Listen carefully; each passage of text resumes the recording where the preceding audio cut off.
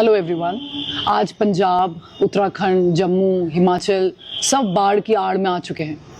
But आपको पता है कि ये सिर्फ बारिश होने की वजह से नहीं हो रहा है, इसमें हम इंसानों का योगदान सबसे ऊपर है। तो आज इस वीडियो में मैं आपको वो दो बहुत ही इंपॉर्टेंट रीज़न बताना चाहती हूँ कि ये बाढ़ इतनी ज़्यादा क्यों बढ़ गई।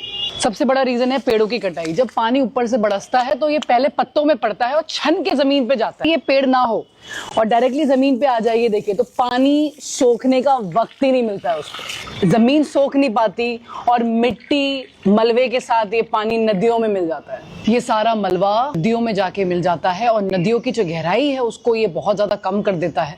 और जब नदियों की गहराई कम हो जाएगी तो नदियां ओवरफ्लो करेंगी, ज्यादा पानी आता रहेगा, अगर ऊपर से भी बरसेगा तो वो ओवरफ्लो हो जाएंगी और ऐसे जो आसपास के गाँव है सारे बाढ़ में आ जाते हैं। इस पेड़ कटाई से बादल भी ज्यादा फटते हैं क्योंकि हवा में अब नमी ज्यादा है तो बादल जल्दी फट जाता है। इस बार उत्तराखंड में 40 से ऊपर बादल फटे हैं। दूसरा जो बहुत ही बड़ा रीजन है इस तरह की बाढ़ों का वो है अवैध खनन, इलीगल माइनिंग।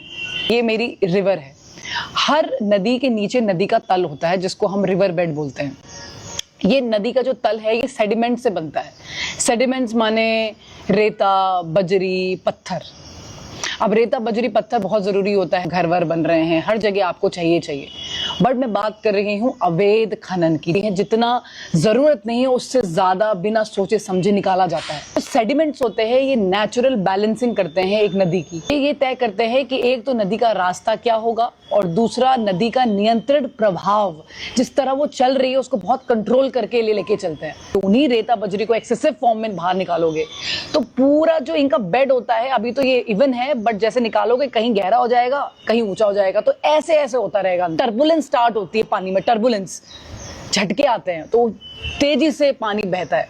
अब तेजी से बहेगा और झटके आएंगे, जो उसका बाण होता है जैसे बोलते हैं एम्बैंकमेंट, वो टूट जाता है। और अगर बाण टूटेगा तो पानी कहाँ आएगा? जो आसपास के गांव में वहां आएगा। अगर नदियों में ऊपर से पानी बरस रहा है लगातार, लेकिन नदियां अगर बैलेंस है, नदियों की गहराई ठीक ठाक है, मलबे की वजह से गहराइयों में कुछ फर्क नहीं पड़ा, तो बाढ़ नहीं आएगी।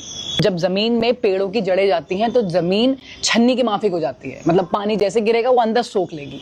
लेकिन अगर पेड़ नहीं है तो जमीन बिल्कुल कड़क हो जाएगी, पानी ऊपर ऊपर से बह के निकल जाएगा। यही सबसे बड़ा रीजन होता है बाढ़ आने का। इंसान कुदरत को छेड़ते जा रहा है, लेकिन जब कुदरत इंसान को छेड़ेगी तो हम उस चीज को बर्दाश्त नहीं कर पाएंगे, हम संभाल नहीं सकते हैं। जंगल बचाओ और जीवन को मंगल करो। Thank you.